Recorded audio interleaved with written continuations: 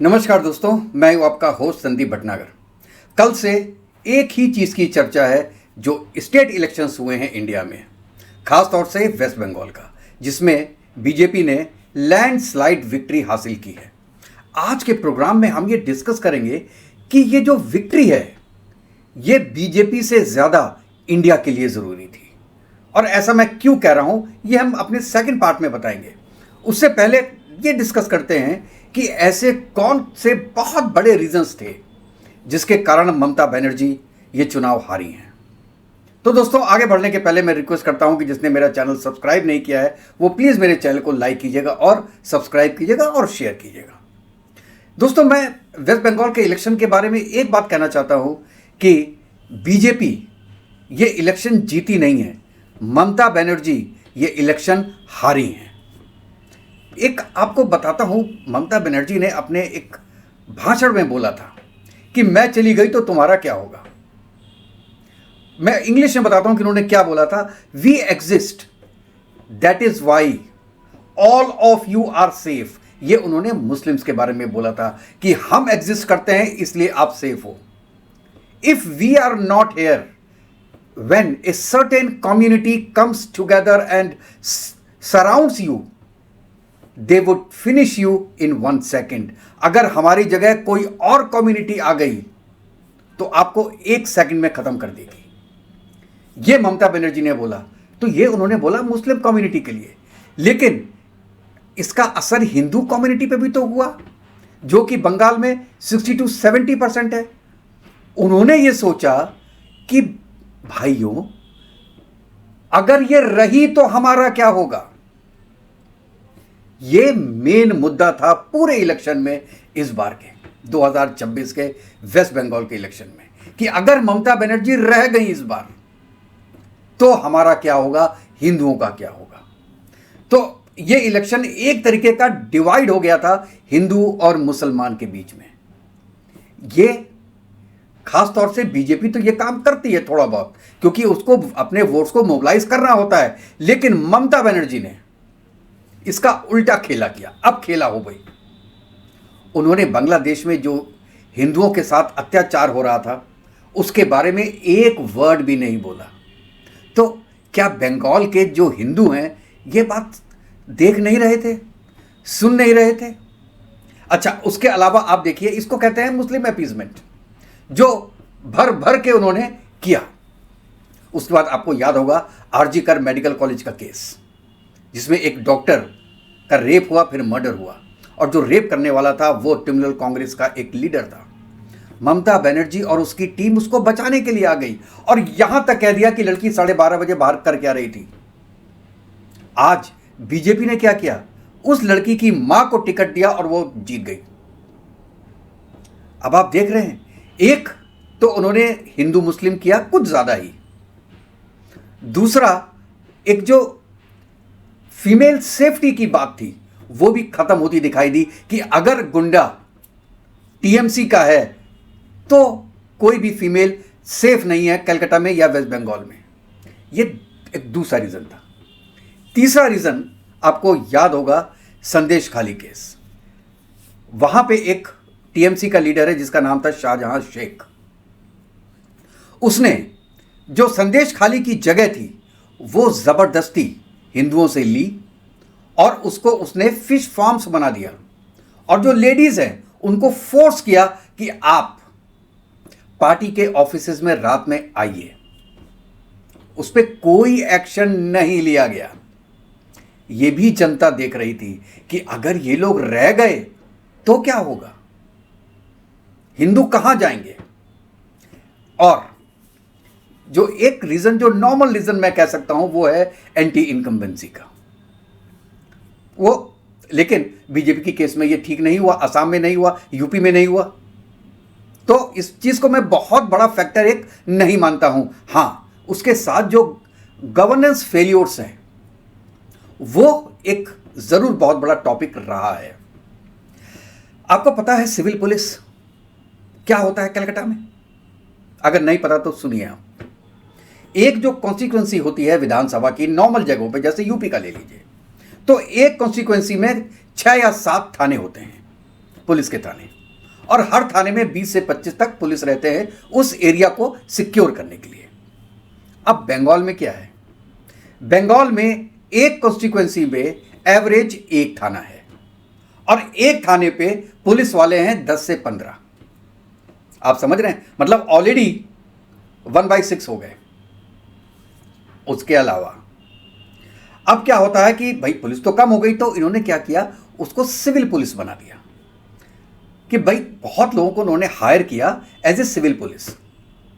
अब वो हाईवेज में है, हॉस्पिटल्स की सेफ्टी में है, इंस्टीट्यूट्स में है, ठीक है, इवन ट्रैफिक पुलिस में है, जहाँ जहाँ पैसे वाली जगह है वहाँ वहाँ उनको तैनात कर दिया। और वो जो सिविल पुलिस है वो 100% टीएमसी के कार्यकर्ता थे और वो ये तरीके की गुंडाई हो गई, ये पैसा वसूली हो गई, गुंडागर्दी चली रही है, पैसे भी आ रहे हैं। तो क्या बंगाल की पब्लिक ये चीज़ देख नहीं रही थी, उससे तंग नहीं आ गई थी?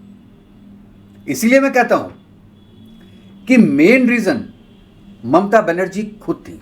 उनको यह लगता था कि ऐसे गुंडे पाल के जो कि सफेद पोश कपड़ों में थे वो बच जाएंगी, और कहीं पर भी कुछ हरकत हुई या बीजेपी वाले या कोई दूसरे पार्टी के लोग कहीं भी थोड़ी सी भी हरकत हुई तो इनके गुंडे पहुंच जाएंगे और वहां पहुंच के जो उनको करना हो अपनी तरफ से, टीएमसी की तरफ से वो करेंगे। मतलब दे वे are acting like a police force in disguise of TMC workers. Police भी ऐसी हो गई और जो व्हाइट कॉलर पुलिस थी वो भी ऐसी हो गई। पब्लिक कहां जाती, पूरी बंगाल की पब्लिक कहां जाती, आप ये बताइए। और जो इनका मिस गवर्नेंस था वो तो एक रीजन था ही। तो क्या हुआ, सबसे बड़ी चीज जो हुई वो हुआ कि बांग्लादेश में जो हिंदुओं के साथ हो रहा है उसमें ममता कुछ नहीं बोली। मुस्लिम अपीजमेंट हो गया, उसके कई आपको रीजंस मिले, कई जगह आपको लगा कि हाँ ऐसा हो रहा है। एसआईआर का विरोध किया ममता जी ने, क्यों किया, उनको क्या मतलब था? जो इन्फिल्ट्रेशन हो रहा है बांग्लादेश से उसका उन्होंने विरोध नहीं किया और कहा जी आ जाओ, बोलो कहाँ जाएंगे। ममता ने यह भी बोला एक बार कि अगर बाहर से कुछ लोग आ जाते हैं इंडिया में तो क्या प्रॉब्लम है। तो भाई साहब, यहां के हिंदुओं को यह लगा कि अगर ऐसे ही बांग्लादेश के मुस्लिम्स इंडिया में आते रहे, रोहिंग्याज इंडिया में आते रहे, 4000 किलोमीटर का बाउंड्री है पूरा बांग्लादेश और इंडिया के बीच में, तो पूरे वेस्ट बंगाल के हिंदू और जो 7 सिस्टर्स स्टेट्स हैं उनके हिंदू कहाँ जाएंगे? ये डर बैठा है। तो इसलिए मैं कहता हूं ये जो इलेक्शन हारी हैं ममता बनर्जी, वो हिंदुओं के डर से हारी हैं। हिंदू डर गया कि इतने तो नाकामियां हैं और साथ में हमारे खुद की एग्जिस्टेंस इसमें क्वेश्चनेबल हो गई है। ये कुछ बड़े रीजंस थे मैं कहता हूं जिनके कारण ममता बनर्जी बुरी तरीके से आ रही। जबकि आपको पता है पूरा मुस्लिम समाज एकजुट होकर टीएमसी को वोट देता है तथाकथित, और वो कितने हैं? करीब 30% एवरेज। इसका मतलब हुआ कि टीएमसी का वोट 30% से शुरू होता है और बीजेपी का वोट 0% से शुरू होता है। कितने हिंदू देंगे ये पता नहीं। और वहां पे पूरे वेस्ट बंगाल में गवर्नमेंट बनाने के लिए आपको चाहिए करीब 46% वोट। मतलब ममता बनर्जी को केवल 16% वोट चाहिए थे। 46 - 30 = 16% वोट हिंदुओं के चाहिए थे केवल उनको गवर्नमेंट बनाने के लिए। 16% वोट भी नहीं मिले।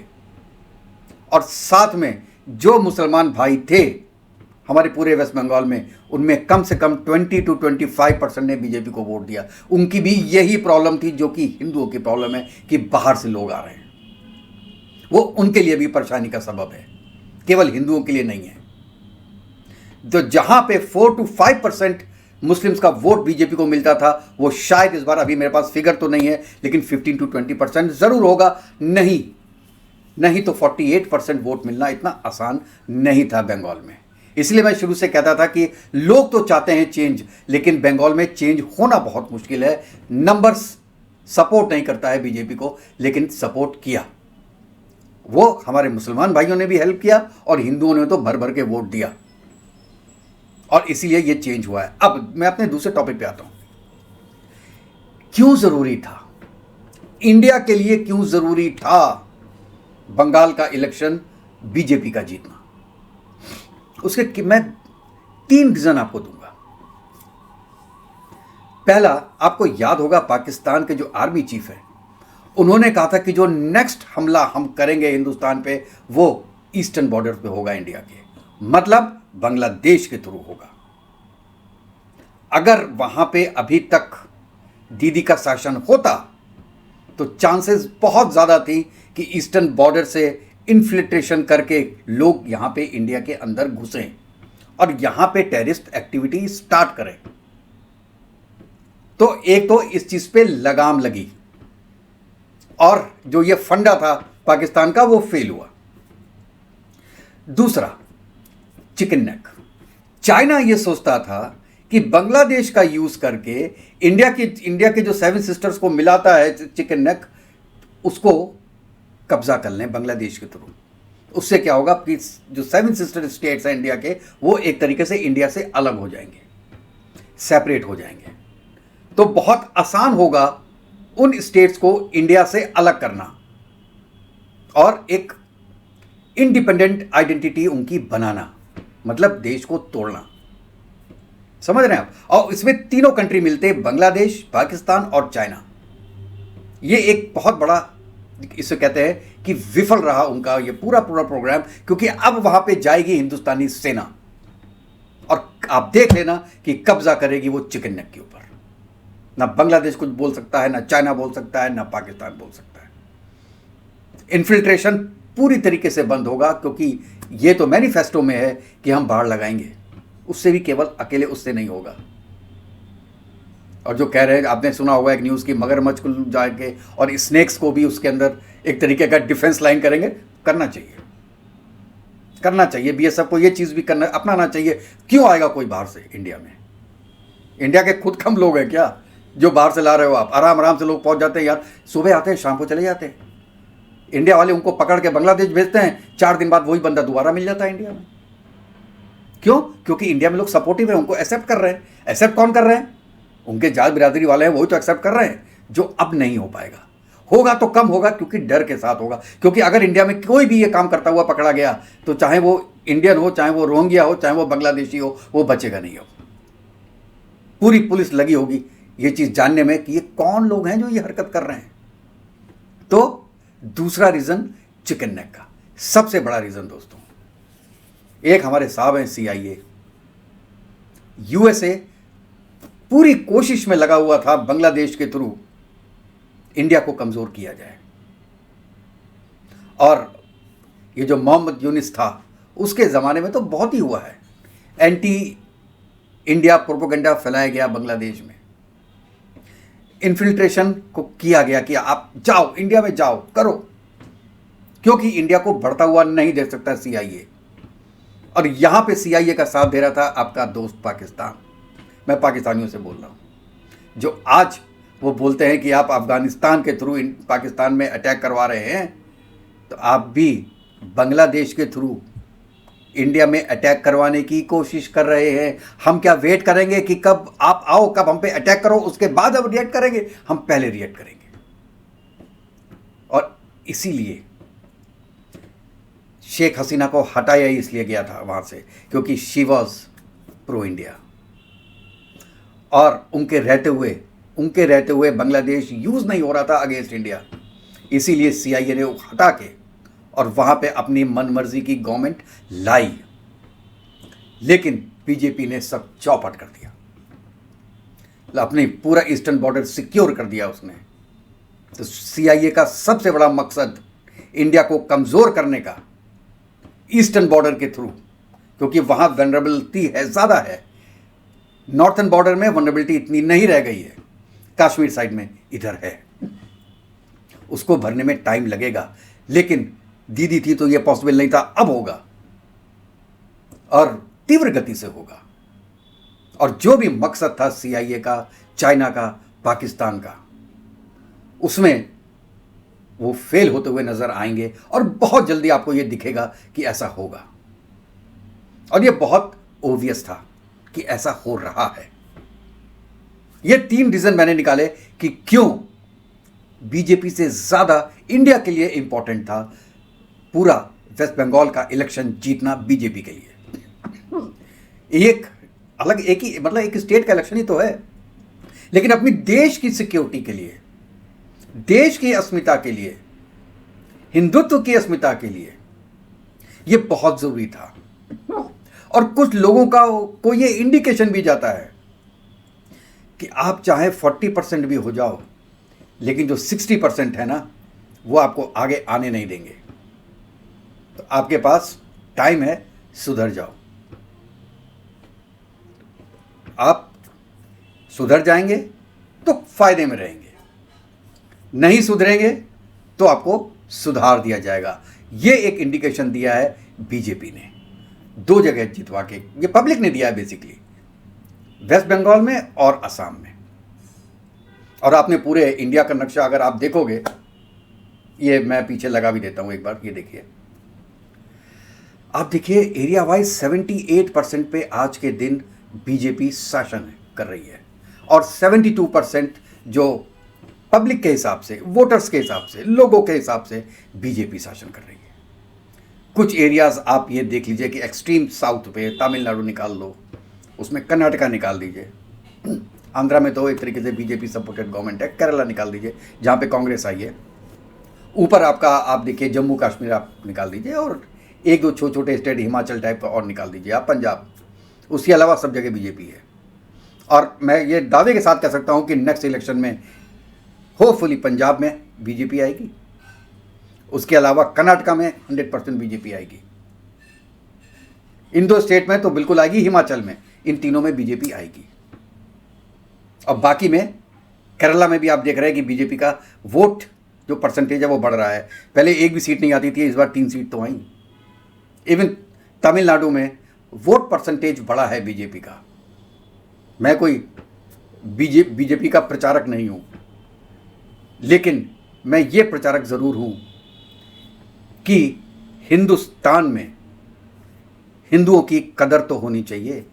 एक ही तो कंट्री है जिसे हम कह सकते हैं कि यार ये टोटल सनातनी कंट्री है।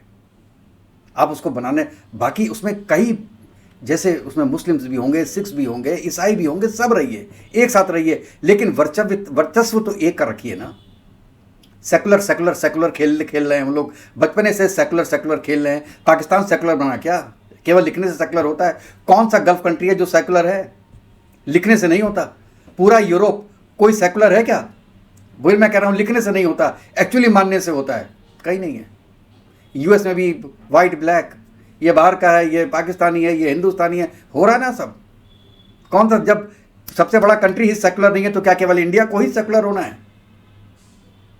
और इसलिए एक हिंदू राष्ट्र की तरफ बढ़ने के लिए आपको पूरे हिंदुस्तान में एक पार्टी का वर्चस्व होना जरूरी है। आप क्या कहते हैं इसके बारे में? अपनी राय जरूर दिएगा दोस्तों। तो अपना नेक्स्ट वीडियो में मिलते हैं, तब तक के लिए जय हिंद, जय भारत, वंदे मातरम। खुश रहिएगा, स्वस्थ रहिएगा दोस्तों।